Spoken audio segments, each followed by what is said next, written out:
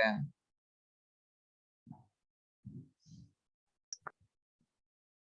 Unit number 5, इसका नाम है गुरुत्व केंद्र। इसको बोलते हैं सेंटर ऑफ ग्रेविटी। बहुत इंपॉर्टेंट चैप्टर है, सबसे आसान चैप्टर ये।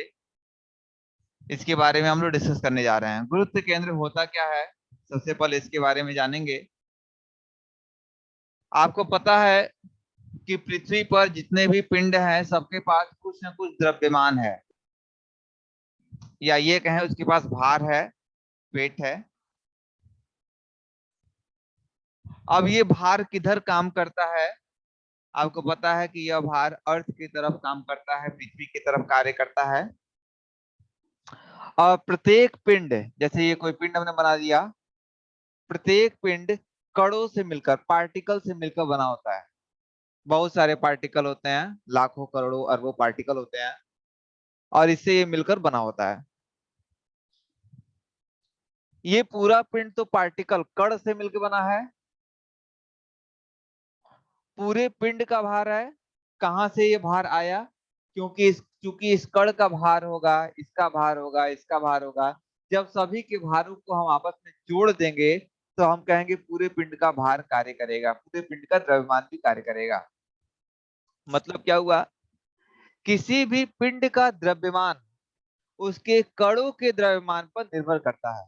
जैसे यदि हमारे हमारे शरीर का वजन मान लीजिए 60 किलो है, तो 60 किलो आखिर में आया कैसे? क्योंकि हमारी बॉडी सेल से मिलकर बनी है, कोशिका से मिलकर बनी है। अब प्रत्येक कोशिका का कुछ भार है, द्रव्यमान है।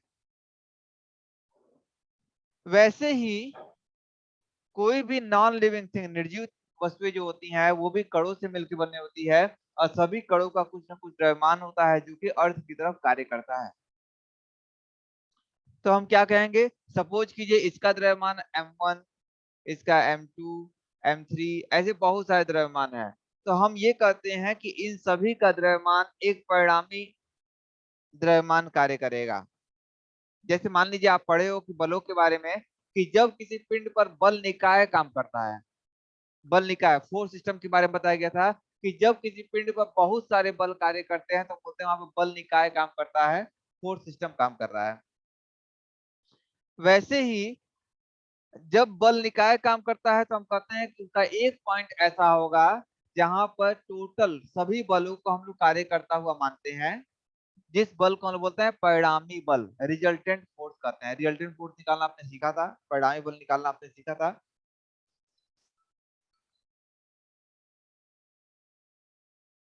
जब किसी पिंड पर कई सारे बल बल कार्य करते हैं तो हम मानते हैं कि एक ऐसा इकलौता पॉइंट होगा जहां से पूरा बल कार्य करेगा।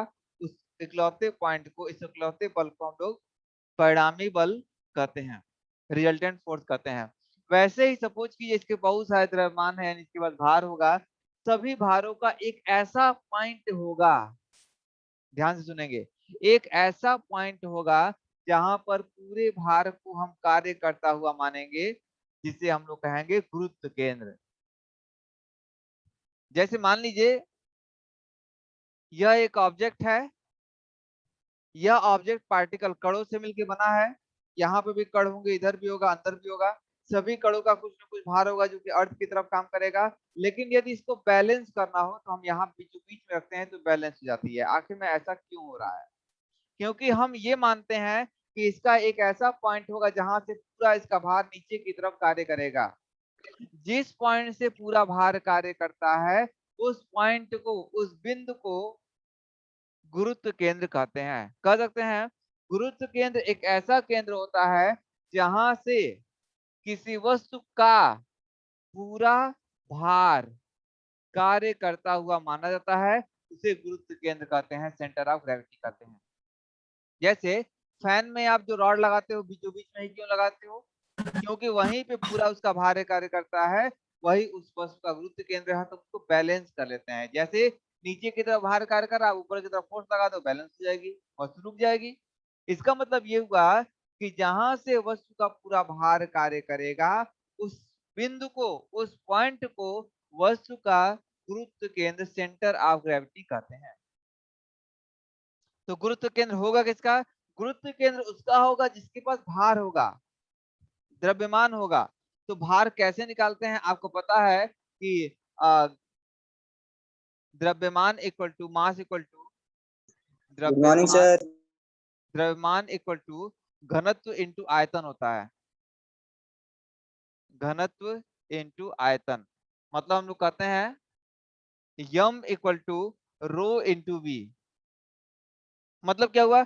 जिसके पास आयतन होगा, ध्यान से सुनेंगे, जिसके पास आयतन होगा उसके पास द्रव्यमान होगा। जैसे हमारी बॉडी के पास आयतन है, आयतन मतलब क्या? हम एक एरिया को कवर कर रहे हैं। हम 3D बॉडी में है, जिसके जो भी बॉडी 3D होगी, 3 डायमेंशन होगी, 3 डायमेंशन मतलब जिसके पास X axis, Y axis, Z axis तीनों होगा, उसके पास आयतन होगा। यदि आयतन होगा तो क्या होगा? द्रव्यमान होगा। तो हम कहते हैं कि किसी वस्तु का वह केंद्र जहां से पूरा भार कार्य करता हुआ माना जाता है, उसे गुरुत्व केंद्र कहते हैं। ये किसके पास होगा? या उसके पास होगा जिसके पास आयतन होगा। अब आयतन किसके पास होता है? जितने भी 3 डायमेंशनल बॉडी होती है, सबका हम लोग गुरुत्व केंद्र निकालते हैं। जैसे हम कहें कि हमारे बॉडी का गुरुत्व केंद्र क्या होगा, तो हमारी बॉडी का हम गुरुत्व केंद्र इसलिए निकालेंगे क्योंकि हमारी बॉडी कैसी है? 3D में है। तो जिसके पास, जिसका भी 3D होता है, जो भी 3D ऑब्जेक्ट होते हैं, उनका गुरुत्व केंद्र हम निकालते हैं। कैसे? जहां से उसका पूरा भार कार्य करता हुआ माना जाएगा, उसे वस्तु का गुरुत्व केंद्र कहेंगे, सेंटर ऑफ ग्रेविटी कहेंगे। तो सेंटर ऑफ ग्रेविटी को हम लोग डिफाइन करेंगे कि किसी वस्तु का वह केंद्र, किसी पिंड का वह केंद्र जहां से वस्तु का पूरा भार कार्य करता हुआ माना जाता है, उसे वस्तु का गुरुत्व केंद्र, सेंटर ऑफ ग्रेविटी कहते हैं।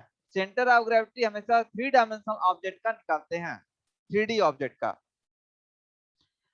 अब ये भी सोचेंगे, किसी भी वस्तु का जो गुरुत्व केंद्र है वो जरूरी नहीं ऑब्जेक्ट के अंदर ही हो। ये भी सुनिएगा, किसी भी वस्तु का ये जरूरी नहीं कि गुरुत्व केंद्र हमेशा ऑब्जेक्ट के अंदर ही हो, कभी कभी बाहर भी होता है। उसी गुरुत्व केंद्र से हम कंट्रोल करते हैं। जैसे नाव का, नाव का जो गुरुत्व केंद्र होता है वो ऑब्जेक्ट के बाहर होता है। इसीलिए आप देखते होंगे कि नाव पर जब बनाते हैं, जब बहुत बड़ी नाव होती है, मरीन शिप होती है, तो वहां पे खूब लंबा सा एक डंडा लगाते हैं, उससे उसको बैलेंस किया जाता है, क्योंकि वही वस्तु का गुरुत्व केंद्र होता है। तो गुरुत्व केंद्र जरूरी नहीं है ऑब्जेक्ट के अंदर ही हो, ऑब्जेक्ट के बाहर भी हो सकता है। आगे आप न्यूमेरिकल सॉल्व करोगे तो देखोगे कि गुरुत्व केंद्र ऑब्जेक्ट के अंदर ही नहीं, बाहर भी हम निकालते हैं। तो गुरुत्व केंद्र को हम डिफाइन करेंगे, किसी वस्तु का वह केंद्र जहां से वस्तु का पूरा भार कार्य करते हुए माना जाता है, उसे वस्तु का गुरुत्व केंद्र कहा जाता है। गुरुत्व केंद्र हमेशा 3 डायमेंशनल ऑब्जेक्ट का ही निकालते हैं। दो टर्म्स होते हैं, एक होता है गुरुत्व केंद्र, सेंटर ऑफ ग्रेविटी, और दूसरा होता है परिकेंद्र, उसको बोलते हैं सेंट्रॉयड। दो चीज होती है, गुरुत्व केंद्र और दूसरा होता है क्या? परिकेंद्र। परिकेंद्र, इसको बोलते हैं हम लोग सेंट्रॉयड। अब सेंट्रॉयड क्या होता है?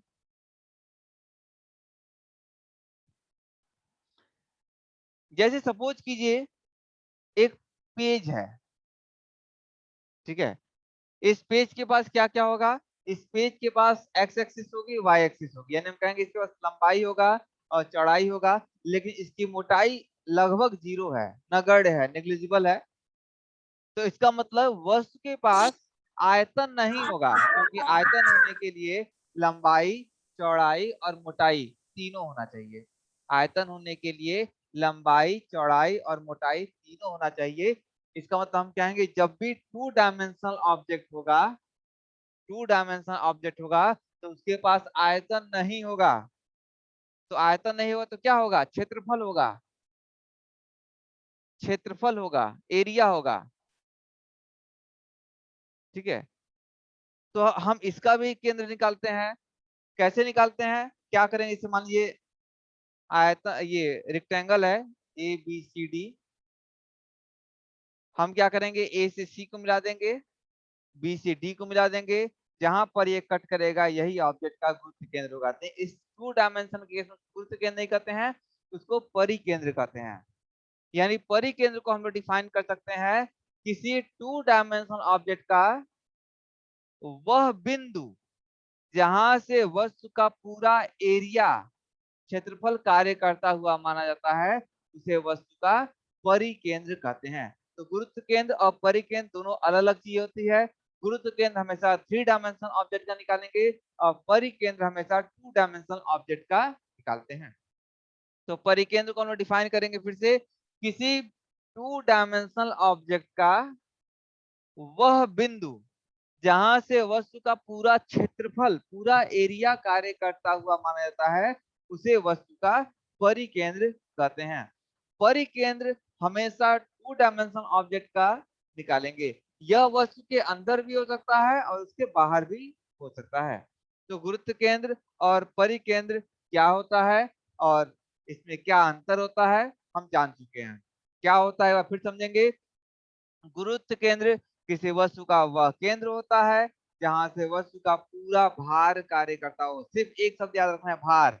जहां से पूरा भार कार्य करता है उसे वस्तु का गुरुत्व केंद्र, सेंटर ऑफ ग्रेविटी कहते हैं। और वह बिंदु जहां पर किसी 2 डायमेंशनल ऑब्जेक्ट का पूरा क्षेत्रफल, एरिया कार्य करता हुआ माना जाता है, उसे वस्तु का सेंट्रॉइड, परिकेंद्र कहते हैं। तो सेंट्रॉइड और सेंटर ऑफ ग्रेविटी क्या होता है, दोनों में अंतर क्या होता है, आप जान चुके हो। अब हम लोग देखेंगे कि गुरुत्व केंद्र होता कहाँ है। गुरुत्व केंद्र की स्थिति, position of centre of gravity. गुरुत्व केंद्र की स्थिति, position of centre of gravity.